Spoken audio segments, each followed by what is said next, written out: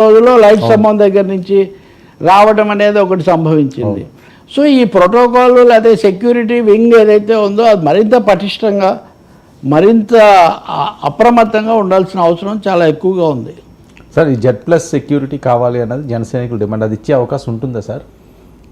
వాళ్ళదే కదండి కేంద్రంలో ప్రభుత్వం, వాళ్ళు భావిస్తే ఇవ్వచ్చు. ఇప్పుడు చంద్రబాబు Z+ ఉంది కదా, పవన్ కళ్యాణ్కి ఇవ్వాలని ఇదివరకే జనసేన వాళ్ళు అడిగారు.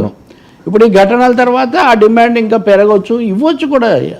ఇంకా కొంచెం ఎక్కువ మందిని పెట్టాలి, అందువల్ల Z+ కూడా వాళ్ళు అడగచ్చు. అది అంతిమంగా హోంశాఖ నిర్ణయం తీసుకోవాలి, కేంద్ర హోంశాఖ. ఇంకోటి ఏమో ఇప్పుడు జగన్ హయాంలో రాష్ట్ర స్థాయిలో కూడా కొన్ని ప్రత్యేకమైన ఏర్పాట్లు చేశారు.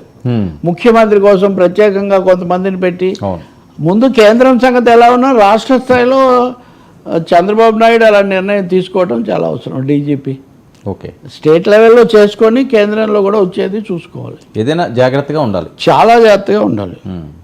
ఎందుకంటే ప్రతిదీ కూడా ఒక వివాదాలకు ఉద్రిక్తతలకు దారితీస్తున్న సమయం, రాజకీయ మార్పులు జరుగుతున్న సమయం. కాబట్టి ఎలాంటి ఈ అసాంఘిక శక్తులకు అరాచక శక్తులకు అస్సలు అవకాశం ఇవ్వకూడదు.